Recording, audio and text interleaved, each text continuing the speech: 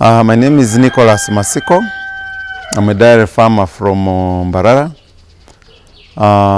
In 2015, as among the best farmers under the New Vision Netherlands Embassy Best Farmer Competition, I was the best farmer in the southwestern region and the third best overall in the whole country.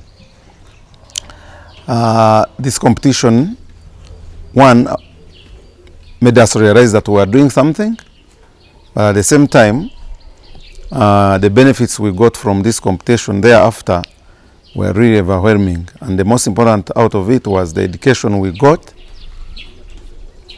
from our study trip to the Netherlands. When we were told that when we were profiled, it was a privilege that we got profiled and we were in the New Vision. Then after some time, we were called that we were going to have people to visit the farm and judge us and see if we could participate in the competition. The fact that Madame Sech Toreko, a well-respected agriculturist, came and visited us, we were very happy and overwhelmed and happy. Then finally the surprise came in when we were invited for the finals of the Best Farmer competition. And well, because we were doing things in our own way, we didn't expect anything out of that. We thought we were still behind or we still hadn't done anything tangible. But when the results came in, we were overwhelmingly surprised and very happy and excited. Because I didn't think Nicholas, who started the way I started, doing things the way I felt with the passion I had, I didn't think I would emerge among the top 3. So it was a very, very huge surprise for me and my wife. And well, the rest is history. The trip was very, very interesting. It wasn't my first trip as far as dairy farming is concerned, but I was very eager to learn from the best because we all knew the Dutch were the best as far as agriculture is concerned, not only dairy, but as far as agriculture, farming is concerned. So the prospect of visiting Netherlands and seeing how things were done, and even when I was in school, I knew the guys were living behind dikes. When the ocean was above them, they were below sea level. That, to see such a country and that marvel, it was a very exciting prospect. But once we stepped in the Netherlands, we expected to, after a long flight, we expected to be given time to rest. But unfortunately, the guys didn't give us even a minute. We started off the program, and for the days we spent there was nothing like rest. Those guys are serious. That's the thing I learned. They respect time, and there's nothing for luxury. There's no time for luxury or wasting of time. So start on the program immediately. We visited all the areas. We saw guys very serious in whatever they were doing, and they were doing things with a passion, dedicated to whatever they were doing, and doing it with precision, and on a large scale, not doing things for the sake of doing things.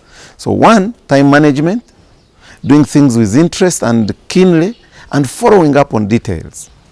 Those are the things that I most learned in the Netherlands. And they have really transformed my life because it gave me a chance to also come back and organize myself. Look at things. If you are doing dairy farming, do it. Do it with a passion. Learn from it. Look at your challenges. Don't run away from the challenges. Look at them, learn from them, and then go on. And since then, I think a lot has happened at this farm. Yeah, one of the things I've learned was mechanization. You really have to mechanize if you are to succeed in farming. So from that time, my focus was pushed to mechanizing. And also having your animals, giving your animals a better environment in which to thrive. And that's why we came up with this concept of deep-bedded barns. In other words, the cows are sleeping on their own dung, and that results into a lot of comfort for them. The dung doesn't have to be wet, otherwise you have a lot of disease incidences. So we had to work on these systems. As I've showed you, we started with a mini structure, which we started, and then worked from there. The challenges we got from the mini structure, then we came into this mega structure, which we've done, and ever since we did it, we've not had any challenges. But to do these structures, first, I was enticed, as I told you, I had a small visit to South Korea. Then when I went to the Netherlands, I got so much interested in these deep bedded or compost bedded barns, whereby the animals are sleeping either on sand or their own cow dung. Now, I started researching, and I got a paper from the Wageningen University about these bedded barns, and I read it continuously with the knowledge I had gotten from the other side, with the interest I saw, and then that's how we came up to restructure or to remodel the old structures we had to this current one. This structure is designed for 50 animals. Currently, we're having 20. The reason is we had actually, by the time of the profiling and the judgment, we had about 62 cows. By the time last year, before COVID hit, we had hit around 98 animals. Now, this structure had about 40, and the other had about 58. Now, the other areas had about 58, including the calves. Now, when we went into lockdown, the challenges of supplemental feeds arose, because we are basically our biggest supplements came from the beer industry. And with the close down, the lockdown, beer production went down, resulting in scarcity of spent grain, or the chikanja in Uganda. Now, because we could not supplement our animals, they were losing shape. So we decided with the little we were getting and the little other supplements we were getting, it was wise to reduce the stock, and then we see what will happen. Even yes, the milk consumption was okay. We never had a challenge with dropped demand as far as milk is concerned, but the challenge was to get the feeds that would actually allow us fit in the price bracket within this cattle corridor. At the time of when we were profiled and judged, we had feeds, but our feed security was not that good. We had temporary feeds, I would say, maybe to last us a few months, and then at that time, like for the dry hay, the dry grass, which is hay, wasn't being baled. So we would only transport and dump into the shed. Now, when I went there and I saw how these guys keep their feeds, how clean the feeds were, how well stored they were, so I also came in with that at the back of my mind. So one of the things we did was, one, source for a baler that would start baling our